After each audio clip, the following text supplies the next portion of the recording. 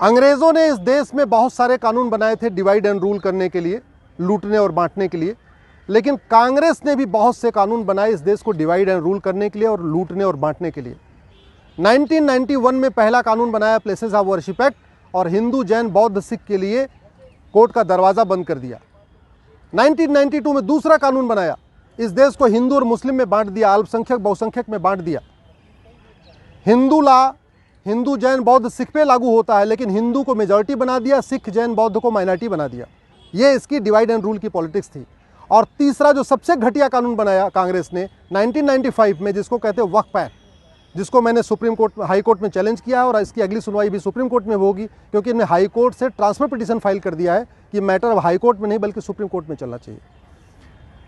वक्फ board के सारे member मुस्लिम होते हैं। उसमें एक एमएलए है वो भी मुस्लिम, एक एमपी है वो भी मुस्लिम, एक उसमें एडवोकेट वो भी मुस्लिम, एक उसमें टाउन प्लानर वो भी मुस्लिम, एक उसमें आईएएस ऑफिसर वो भी मुस्लिम, एक उसमें जो स्कॉलर वो भी मुस्लिम, एक मुतवल्ली वो भी मुस्लिम। और उसके पास इतनी पावर दिया हुआ है कि किसी भी ज़मीन पे जाके कह दे ये ज़मीन वक्फ की है, तो आप उसके ऑर्डर के खिलाफ, उसके नोटिस के खिलाफ नियर बाई कोर्ट में भी नहीं जा सकते, आपको जाना पड़ेगा वक्फ ट्रिब्यूनल में। कहने का मतलब, अगर मेरठ में या मुजफ्फरनगर में किसी की ज़मीन पे वक्फ बोर्ड कह दे ये वक्फ की ज़मीन है, तो वो मेरठ की कोर्ट या मुजफ्फरनगर की कोर्ट में नहीं जा सकता, उसको जाना पड़ेगा लखनऊ, जो मेरठ और मुजफ्फरनगर से 700 किलोमीटर दूर है, और वहाँ जाके अपनी सफाई देनी पड़ेगी। और सफाई किसके सामने देना है? उसी ट्रिब्यूनल के सामने, उसी बोर्ड के सामने जिसने कहा ये ज़मीन वक्फ की है। तो वक्फ बोर्ड चोर हो गया, वही वक्फ बोर्ड दरोगा बन गया, वही वक्फ बोर्ड जज बन गया, वही वकील बन चुका है। ऐसा कानून हिंदुओं के लिए नहीं है, ऐसा कानून जैन के लिए नहीं है, ऐसा कानून बौद्ध के लिए नहीं है, ऐसा कानून यहूदियों के लिए नहीं है, ऐसा कानून पारसियों के लिए नहीं, किसी के लिए नहीं, केवल और केवल एक कम्युनिटी के लिए कानून बनाया कांग्रेस की सरकार ने 1995 में, वो है मुस्लिम्स के लिए। और इस कानून में इतनी शक्तियां दे दिया है कि वक्फ बोर्ड को नोटिस इशू करने के पहले कोई जांच पड़ताल भी नहीं करना, उसको जहां मन चाहे वहां वो नोटिस इशू कर दे। इसके चक्कर में ये वक्फ बोर्ड वसूली कर रहा है, लोगों को धमकाता है कि हम इसको वक्फ की प्रॉपर्टी डिक्लेयर कर देंगे, लोगों से पैसा लेता है, गरीबों का धर्मांतरण करा रहा है। आदिवासी एरिया में जहां लोग कानून नियम को ज़्यादा नहीं जानते, वहां पे ये नोटिस देता है और कहता है कि भाई एक तरीका है, अगर आपको ज़मीन बचानी है तो इस्लाम कबूल कर लो, मुस्लिम बन जाओ। तो इस तरीके से छत्तीसगढ़ के एरिया में, महाराष्ट्र के एरिया में, या और भी जहाँ पे पिछड़े लोग रहते हैं, गरीब रहते हैं, जिनको नियम कानून ज़्यादा नहीं पता, वहाँ पे ये कन्वर्जन का कारण भी बन गया है। इसीलिए मैं कह रहा हूँ ये कानून ख़त्म होना चाहिए।